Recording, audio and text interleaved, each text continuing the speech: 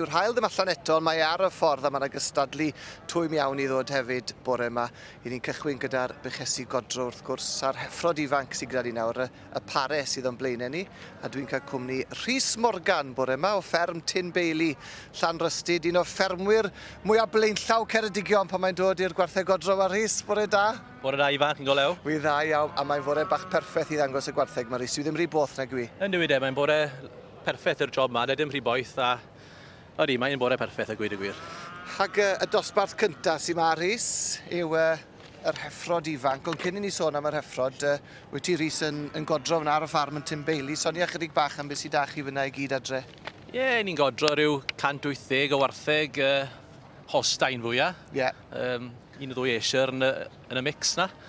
Ond Holstein fwyaf, lloi ar flwyddyn a ni'n gwerthu llath wedyn ni fenfad i arfon yn y gogledd. A wedi bod yn gwylio'r cystadlu ddo, beth o ti'n meddwl o'r gwartheg gwelon ni ddo, achos wrth gwrs mae Pencampwriaeth y fuwch o drore i ddod nes mlaen heddi. Safon anhygoel yma. Safon anhygoel ifan.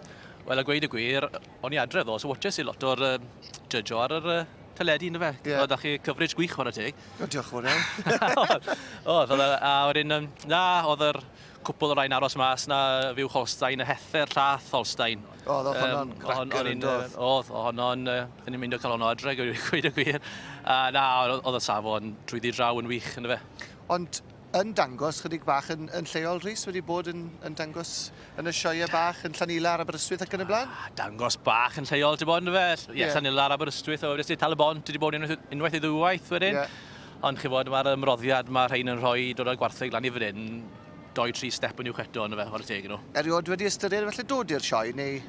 Na, dim ond y funud, na. Teulu'n ifanc, da fi gwaith adre, chi bod, na.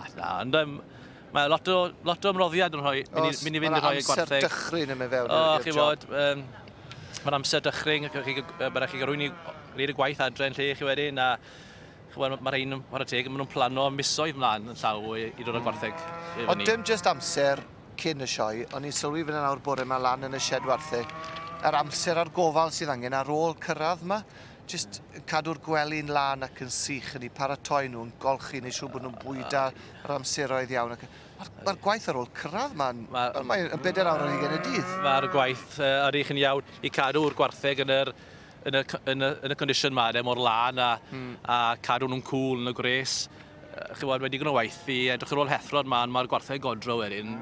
Chi bod, lefel yn i'w eto, chi bod chi'n siŵr bod y llath ar y Gwartheg yn barod i sioean drwy'r ar ôl ni, mae fe'n lefel yn i'w eto yn fe. Ydy, na, mae'n waith ofnadw. Na, dyn ni'n cap off i nhw.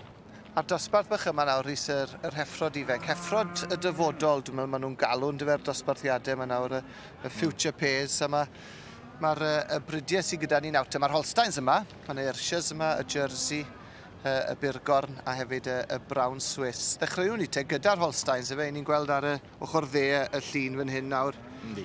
Beth am rhain dy Rhys? Par, mae nhw'n ddwy hether arbennig, sy'n ni'n gweud. Mae nhw'n gywir iawn. Mae'r top line, da chi, mae'r dwmder y corff, cerdded yn dda o'r teg. Falle ddim yr par mwyaf, byddwch chi'n gweud.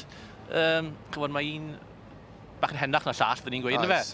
Ond eto, chybod, mae dyfodol disglair i'r ddwy yma. Yr un goch yn edrych, un fan mowr o'n fe. Os o'i coch i fel chi adre?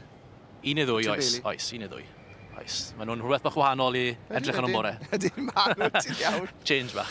A wedyn, mae da ni'r ddwy Ayrshire fach yn dod i'r llinell.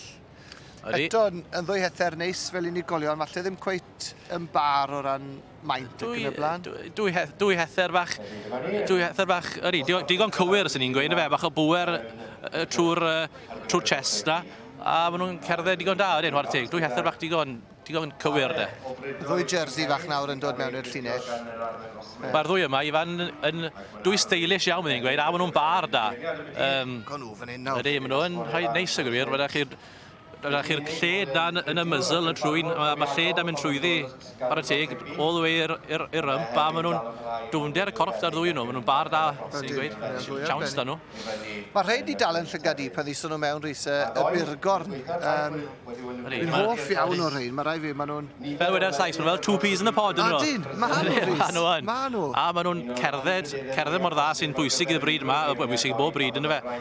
A wedyn, a maen nhw'n dwy hethau bach pwerus iawn. Ie, Tom a Rhian Lucas a Teulu Howells sydd gyda ni fan hyn. A wedyn y Brown Swiss yn cwblhau y llinell. Dyna nhw fyna nawr y ddwy Brown Swiss sydd hefyd yn ddwy gyfartal iawn. Mae dipyn o ffordd i fynd yn y dosbarth yma. Felly dowch nôl ato ni i weld le mae'r garden goch na'n mynd yn y man. Dosbarth cyntaf yma yn adran y Gwartheg Godro yn y sioe heddi ar y dydd Mercher. Dyna chi'r beirniad Ian Collins yn ei siaced olef yna nawr o'r llewyn swydd Efrog fe sydd wedi bod yn beirniadu y dosbarth cyntaf i'r Parau ifanc, yr heffrod ifanc, heffrod y dyfodol. Mae Rhys Morgan o fferm Timbeili Llanrystyd a fi fan hyn yn gwmni o hyd. Ac Rhys i ni wedi'n plesio gan safon y dosbarth yma. Le wyt ti'n meddwl mae mynd i fynd e?